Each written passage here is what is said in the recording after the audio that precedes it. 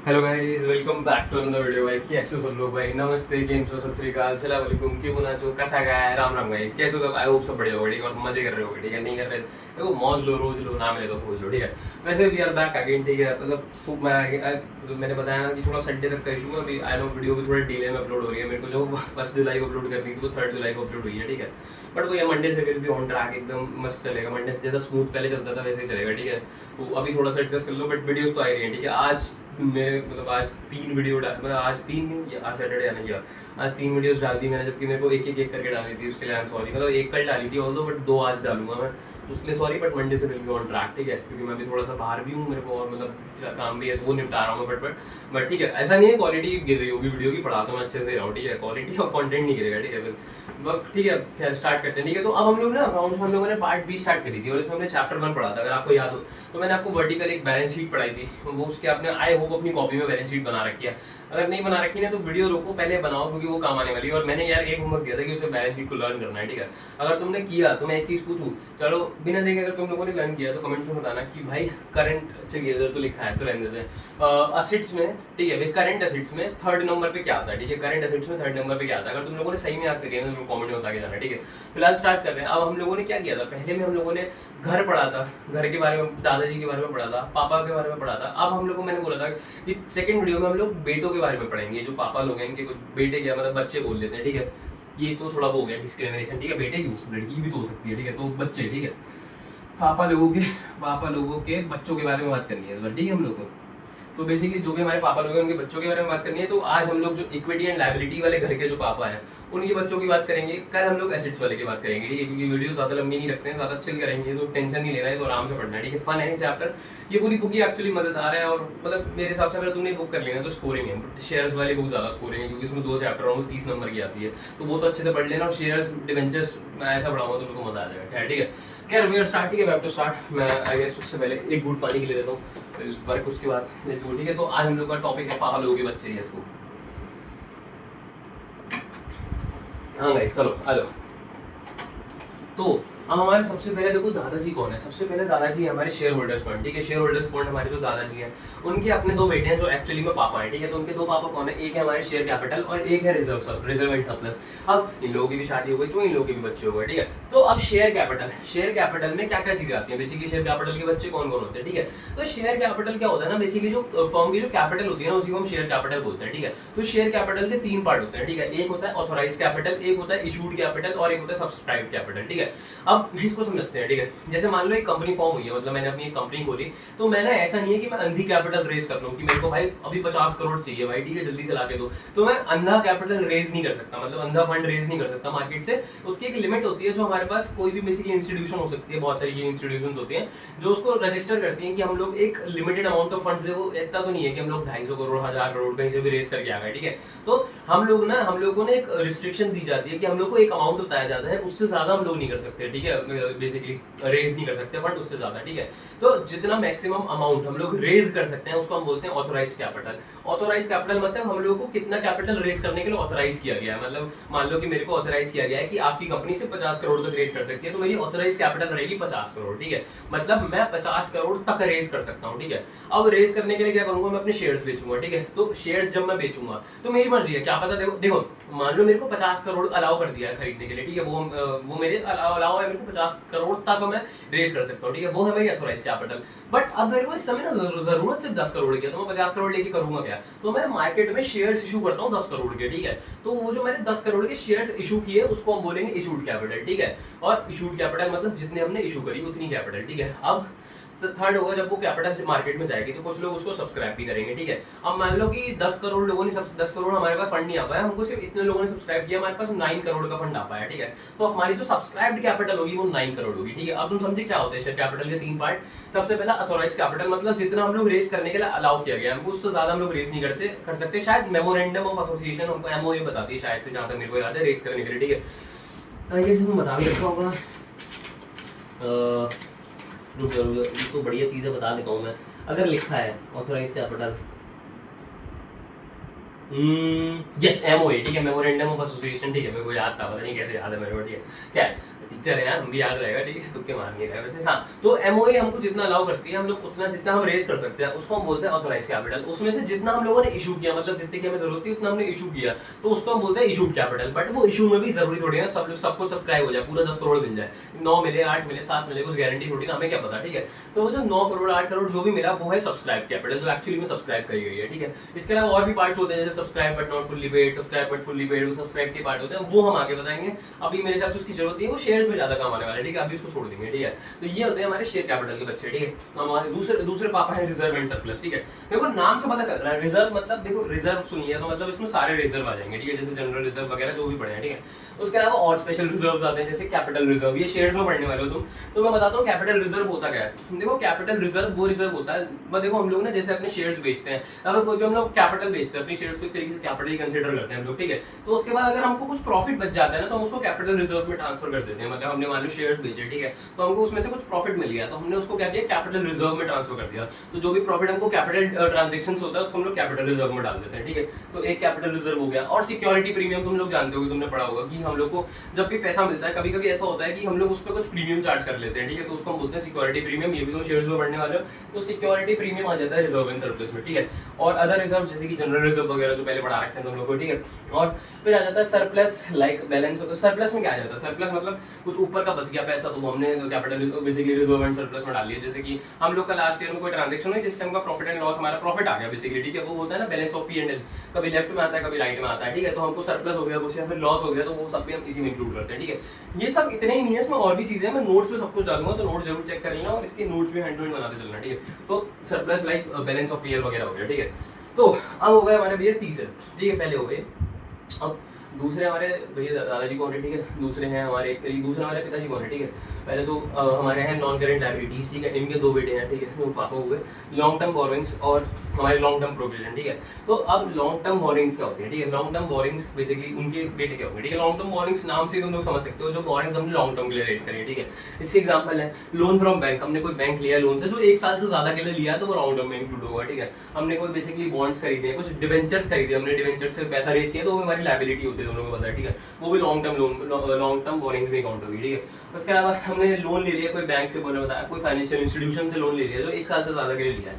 और थर्ड आ जाता है पब्लिक डिपॉजिट, मतलब हमने पब्लिक से लोन ले लिया, हमने उनसे साइन करवाया और उनसे पैसे ले लिए, ठीक है। अब उनको हम लोग को इंटरेस्ट के साथ पैसे लौटाने हैं, ठीक है, तो वो आ जाता है लॉन्ग टर्म लोन्स पर, ठीक है, क्योंकि पब्लिक डिपॉजिट शॉर्ट टर्म के लिए जनरली नहीं होता, ठीक है। बट अगर वो 1 साल के लिए है तो फिर वो करंट में ही काउंट होगा, ठीक है, बट नहीं होगा, होता नहीं है इतना, हाँ, ठीक है। फिर आ जाते हैं दूसरे हमारे भैया क्या कहते हैं बेटे के, मतलब पिताजी हमारे जो है लॉन्ग टर्म प्रोविजन, ठीक है। लॉन्ग टर्म प्रोविजन, अब इनके भी अपने बच्चे हैं, ठीक है। लॉन्ग टर्म प्रोविजन मतलब वो प्रोविजंस जो हमने लॉन्ग टर्म के लिए बना रखे हैं, मतलब हम लोगों ने सोचा कि क्या पता, हम लोगों ने हमने सोचा कि देखो हम लोग की ना मशीन थी, उसकी 5 साल की वारंटी थी, ठीक है। अब सोचो जब हम लोग, अब मतलब मान लो मशीन खराब ऐसे दिन हुई, मतलब 5 साल निपट चुके हैं और मशीन अगले दिन ही खराब हो गई, अब हम पे वारंटी तो मिलेगी नहीं हमको, तो हमने क्या किया, प्रोविजन बना के चला वारंटी का कि अगर वारंटी नहीं मिली तो हम इससे कवर कर लेंगे मशीन का कोई भी लॉस होगा, ठीक है। तो ऐसे कोई भी प्रोविजन जो हम लोग लॉन्ग टर्म हाँ, तो बेसिकली ऐसा कोई भी प्रोविजन जो हम लोग 1 साल से ज्यादा के लिए बना रहे हैं वो सब इसी में इंक्लूड हो जाएगा, ठीक है। जैसे यही मैंने बताया वारंटी के लिए हो गया, कोई भी वारंटी हम लोग को अगर पैसा नहीं मिल पाया तो हम लोग उससे पे कर देंगे। कोई भी ग्रेटुटी है या फिर कोई भी ग्रेटुटी, तुम जानते हो मैंने अभी बताया कि ग्रेटुटी क्या होता है। ग्रेटुटी मतलब हम लोग एज अ आदर या फिर रिस्पेक्ट देते हैं कि आपने इतने साल हमारी कंपनी में काम किया तो एक फंड आपको दे रहे हैं एज अ ग्रेटुटी, ठीक है, वो भी हम पे करते हैं। उसके लिए हम प्रोविजन बना लेते हैं, क्योंकि अगर उस समय पैसे नहीं हुए तो हम प्रोविजन से पे कर देंगे, क्योंकि देना तो है यार, उनको देना ही, इतने साल काम किया उन्होंने, ठीक है। ऑल्सो प्रोविडेंट फंड वगैरह के लिए भी प्रोविजन बनता है, ठीक है। ये सब आ जाता है लॉन्ग टर्म प्रोविजन में, और भी वो मैं नोट्स में मेंशन कर दूंगा। फिर हमारे भैया आज के लिए तो लास्ट दादाजी, उनके करंट लायबिलिटीज, ठीक है। इनके अपने 4 बेटे हैं, हमारे 4 पापा हैं बेसिकली, इनके बेटे हैं बट वैसे पापा हैं, ठीक है। Short term borrowings, trade payables, other current liabilities and हमारा लास्ट है शॉर्ट टर्म प्रोविजन, ठीक है। इसको पढ़ते हैं, फिर आज की वीडियो इतनी रहेगी, ठीक है। फिर देखो सबसे पहले इसमें हमारे भैया पिताजी आ गए short term borrowing. Short term borrowings देखो नाम से सजेस्ट करता है तो देखिए शॉर्ट टर्म बोरिंग्स क्या हुआ। शॉर्ट टर्म बोरिंग्स मतलब वो बोरिंग्स जो हमने शॉर्ट टर्म के लिए लिए हैं। एक्चुअली लॉन्ग टर्म बोरिंग्स में जो भी चीजें थी वो हम लोग देखते हो, देखो लॉन्ग टर्म क्या, शॉर्ट टर्म हम किसको कंसीडर करते हैं, जो 1 साल का पीरियड होता है उसको हम शॉर्ट टर्म में कंसीडर करते हैं, ठीक है। तो जो भी बेसिकली लॉन्ग टर्म बोरिंग्स हमने, जो भी लॉन्ग टर्म बोरिंग्स हमने पढ़ी वो अगर हम लोग 1 साल के लिए ले लेंगे तो वो सब शॉर्ट टर्म बोरिंग्स में आ जाएंगे, ठीक है। तो जो भी बोरिंग्स बेसिकली 1 साल से अंदर के लिए ली गई है उनको हम शॉर्ट टर्म बोरिंग्स में इंक्लूड करते हैं, ठीक है। जैसे कि लोन रिपेबल ऑन डिमांड, मतलब हमने कोई भी लोन ले रखा है जो अगर हमसे डिमांड करी गई तो हमें पे करना ही पड़ेगा। ऐसे लोन जनरली 1 साल में पे कर दिए जाते हैं, इसलिए इसको हम लोग शॉर्ट टर्म बोरिंग्स में इंक्लूड करते हैं, ठीक है। सेकंड आ जाता है बैंक ओवरड्राफ्ट। बैंक ओवरड्राफ्ट क्या होता है, मतलब तुम ऐसी सिचुएशन आ सकती है कभी कभी कि हम लोग को ना जरूरत है 50,000, हम लोग को मान लो कि हम लोग को ना किसी को सैलरी पे करनी है 50,000 रुपए की, ठीक है, बट हमारे अकाउंट में भी सिर्फ 45,000 रुपीज है। तो बैंक क्या कहता है, बैंक कहता है ठीक है हम लोग ना 50,000 रुपए उसको दे देते हैं, आपका अकाउंट हम लोग 5,000 से नेगेटिव में कर देते हैं, बट ये जो नेगेटिव से 5,000 रुपए हमने कर दिया इसको आपको पेमेंट करना पड़ेगा। इसको हम बोलते हैं बैंक ओवरड्राफ्ट। ओवरड्राफ्ट मतलब जितना पैसा हम पे है उससे ज्यादा हमने पे कर दिया, क्योंकि ड्राफ्ट जो नॉर्मल था उससे हमने ज्यादा कर दिया, तो उसको हम बोलते हैं ओवरड्राफ्ट, ठीक है। तो इसको हमें पे करना पड़ता है वापस से, क्योंकि 5,000 नेगेटिव में हो गया, उसको पे करोगे फिर जीरो में जाएगा अकाउंट, ठीक है, तो उसको पे करना पड़ेगा। और जनरली लोग 1 से 2-3 महीने में पे कर देते हैं, और ज्यादा से ज्यादा 1 साल के अंदर तो पे करना ही पड़ेगा, ठीक है, तो इसलिए इसको शॉर्ट टर्म बोरिंग्स में इंक्लूड कर देते हैं। फिर आ जाता है कैश क्रेडिट फ्रॉम बैंक, मतलब हमने लोन ले लिया, कैश में लोन लिया किसी, मतलब बैंक से हमने कैश में लोन ले लिया, तो उसको हम कैश क्रेडिट फ्रॉम बैंक में इंक्लूड करेंगे, ठीक है, क्योंकि हमने देखो नॉर्मली देखा जाए तो जो कैश में लोन लिया जाता है वो हम लोग जल्दी पे करना होता है, 1 साल के अंदर पे करना होता है, इसलिए कैश क्रेडिट फ्रॉम बैंक्स को भी हम लोग शॉर्ट टर्म बोरिंग्स में इंक्लूड कर देते हैं, ठीक है। फिर बेसिकली देखो क्या होगा शॉर्ट टर्म बोरिंग्स में, और भी होता है मैं लिख दूंगा, बट वैसे अगर जनरली देखा जाए, बेसिकली देखा जाए तो लोन्स फ्रॉम एनीवन, मतलब किसी से भी लोन लो बट वो रिपेबल होने चाहिए 1 साल के अंदर। अगर वो 1 साल के अंदर रिपेबल है तो वो आ जाएंगे शॉर्ट टर्म बोरिंग्स में, ठीक है। वैसे वीडियो रुक गई थी तो मैं फिर से पढ़ा रहा हूँ, मैंने पढ़ा दिया था, ये ग्लिच मुझे सही करना पड़ेगा, ठीक है, आज कर दूंगा डेफिनेटली। सेकंड चीज आ जाती है ट्रेड पेबल्स। देखो ट्रेड पेबल्स क्या होता है, देखो नाम से समझ आ रहा है, ट्रेड पेबल्स मतलब ट्रेड हो गया है बट हमें पे नहीं किया हम लोगों ने। ट्रेड पेबल्स मतलब ऐसा ट्रेड जो हमें पे करना है, अभी ट्रेड हो चुका है हमारे बीच में, व्यापार हो चुका है बट हमने पेमेंट नहीं करा है। ऐसे कौन सी सिचुएशन आती है, मान लो कि हमने परचेज कर लिया कुछ, ठीक है, देखो उन लोगों को हम लोग क्या बोलते हैं, जिन लोगों से हम लोग परचेज कर लेते हैं सामान बट उनको हम पेमेंट नहीं करते हैं, उन लोग को हमने अभी पेमेंट नहीं करा होता, हमें फ्यूचर में करना होता है, उनको हम क्रेडिटर्स बोलते हैं, ठीक है। और सेकंड चीज आ जाती है, वो लोग हमको हो सकता है बिल्स दे दें, मतलब कि हमको बिल दे दें कि हम जिसका हमें पेमेंट करना है, उसको हम बोलते हैं बिल्स पेबल, ठीक है। तो वो भी लायबिलिटी हमारी, आपने पढ़ा है बिल्स पेबल, मतलब हम लोग को बेसिकली हम लोग का काम वगैरह सब हो चुका है बट हमने पेमेंट नहीं किया अभी तक, ठीक है, तो बिल्स हमको दिए जाते हैं कि इनको पे कर दो, तो हम पे करने होते हैं, तो उनको हम बिल्स पेबल में इंक्लूड करते हैं, ठीक है। तो ये दोनों चीजें ट्रेड पेबल्स में होती है। अब कोई भी आपसे बोले कि ट्रेड पेबल कौन सी 2 चीजों से मिलकर बनता है, तो मैंने आपको 2 चीजें अभी बताई, पहला क्रेडिटर्स, ठीक है, क्योंकि उनका पेमेंट करना है, सेकंड आ जाता है बिल्स पेबल, उनका भी पेमेंट करना है, ठीक है। तो हमेशा अगर देखो आगे चैप्टर है अकाउंटिंग रेशियो, उसमें डिराइव करने को आएगा ट्रेड पेबल्स, ठीक है, हमको फॉर्मूला कहेंगे कि ट्रेड पेबल्स निकालने का क्या फॉर्मूला होता है, तो हमेशा से एक फॉर्मूला रहा है sundry creditors plus bills payable. अगर आप इन दोनों को इंक्लूड कर लोगे तो ट्रेड पेबल्स बन जाएगा, ठीक है, दिस इज ट्रेड पेबल्स, ठीक है। ऐसे ही नीचे अभी उसमें ट्रेड रिसीवेबल्स आएगा, उसमें 2 चीजें मिलेंगी, sundry debtors plus bills receivables, ठीक है। तो यही सब है, ठीक है, इजी है, ज्यादा कुछ है नहीं, चेक करो, ये तो पहली बुक है, ठीक। थर्ड आ जाता है अदर करंट लायबिलिटीज। देखो अदर करंट लायबिलिटीज मतलब मोस्ट ऑफ लायबिलिटीज जो हम लोग अपना शॉर्ट टर्म बोरिंग्स वगैरह ट्रेड पेबल्स में इंक्लूड नहीं कर पाते हैं, बट वो है करंट लायबिलिटीज, तो हम उसको अदर करंट लायबिलिटीज में इंक्लूड कर लेते हैं, ठीक है। जैसे कि इनकम रिसीव्ड इन एडवांस, मतलब हम लोगों ने काम नहीं किया, जैसे मान लो मेरे फर्म में ऐसा है कि मेरे को ना salary end of the month मिलती है, बट मैंने अपने एम्प्लॉयर से क्या कहा, भैया मेरे को ना पैसों की जरूरत है, तो आप मेरे को साल की स्टार्टिंग में ही पैसा दे दो बेटी, मतलब महीने की स्टार्टिंग में पैसा दे दो, मैं काम तो करूंगा ही, ठीक है। तो अब क्या हुआ, मैंने पैसा तो ले लिया बट मैंने काम नहीं किया, तो वो मेरी एक लायबिलिटी बन गई जिसको मैं काम कर करके पूरा करूंगा, ठीक है। तो ये हो जाता है अदर करंट लायबिलिटीज में। सेकंड आ जाता है अनपेड डिविडेंड, मतलब हमें अपनी कंपनी में डिविडेंड पे करना है अपने शेयर होल्डर्स को, बट हमने अभी नहीं किया, तो जनरली हम 1 साल के अंदर उसे पे कर ही देते हैं, तो चलो 2-3 महीने में कर देते हैं अगर अच्छी रेपुटेशन मेंटेन करनी है, तो उसको हम अदर करंट लायबिलिटीज में डाल देते हैं। थर्ड आ जाता है interest accrued but not paid, मतलब हमने कोई बोरिंग्स ले रखी है जिसका इंटरेस्ट हमारे पे अक्रू हो रखा है बट हमने पे नहीं किया। अब तुम्हें एक चीज पता होगी, हो सकता है प्रिंसिपल अमाउंट हमें 1 साल में पे ना करना हो, बट इंटरेस्ट तो हमें हर साल पे करना पड़ता है, ठीक है। तो हमको इंटरेस्ट हमारे पे अक्रू हो चुका है बट हमने पे नहीं किया, उसको हम इंक्लूड करेंगे अदर करंट लायबिलिटीज में, ठीक है। फिर लास्ट आ जाता है शॉर्ट टर्म प्रोविजन, ठीक है। देखो अदर करंट लायबिलिटीज और भी होती है, मैं उनको मेंशन जरूर करूंगा, तुम पढ़ लेना, ठीक है। अभी देख लेता हूँ वीडियो तो नहीं रुकी, यस ठीक है चल रही है, हाँ मैं नोट्स में सब लिखूंगा तो पढ़ लेना, ठीक है। लास्ट आ जाता है शॉर्ट टर्म प्रोविजन, आखिरी पापा हमारे शॉर्ट टर्म प्रोविजन। अब देखो जो भी तुमने लॉन्ग टर्म प्रोविजन में प्रोविजंस पढ़े, ठीक है, अगर वो प्रोविजंस हम लोग 1 साल से ज्यादा के लिए बना रहे हैं तो उनको हम लॉन्ग टर्म प्रोविजन में इंक्लूड करेंगे, बट अगर हम उन प्रोविजंस को 1 साल से कम के लिए बना रहे हैं तो हम शॉर्ट टर्म प्रोविजन को इंक्लूड करेंगे।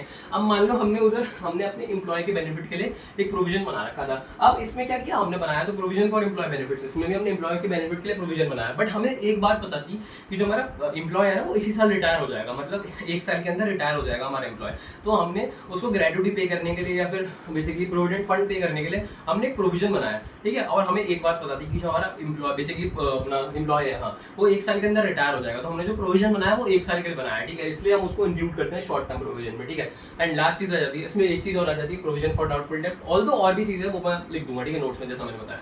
अब प्रोविजन फॉर डाउटफुल डेब्ट तुमने बैलेंस शीट देखा होगा, ठीक है, बैलेंस शीट में प्रोविजन फॉर डाउटफुल डेब्ट आता है, और तुम्हें ये भी पता है कि जो बैलेंस शीट बनती है वो 1 साल के लिए बनती है, ठीक है। अब प्रोविजन फॉर डाउटफुल डेब्ट होते हैं, देखो प्रोविजन फॉर डाउटफुल डेब्ट वो होते हैं, जैसे देखो कभी कभी ना तुम उधार पे सामान बेचते हो, तो कभी कभी क्या होता है कुछ लोग आनाकानी करते हैं, कुछ पैसा देते ही नहीं है, कुछ देते हैं तो कहते हैं भैया थोड़ा डिस्काउंट कर दो, 100 रुपये काट लो, ये तो ये सब आर करते हैं, थोड़ा सा पैसा तो पैसा देते नहीं है इज्जत से, ठीक है। तो हमारा पैसा ना मरे इसलिए हम लोग प्रोविजन बना के रखते हैं कि मान लो अगर हमें 1000 रुपये कम मिल गया उधर से, तो एटलीस्ट हम लोग अपने प्रोविजन से कवर कर लेंगे, इसलिए उसके लिए हम प्रोविजन फॉर डाउटफुल डेब्ट बनाते हैं। ये भी जनरली 1 साल से कम के लिए बनता है, इसलिए हम लोग इसको शॉर्ट टर्म प्रोविजन में ही इंक्लूड करते हैं, ठीक है। तो अब आज की क्लास में इतना ही रखेंगे, ठीक है, ज़्यादा कुछ करेंगे नहीं।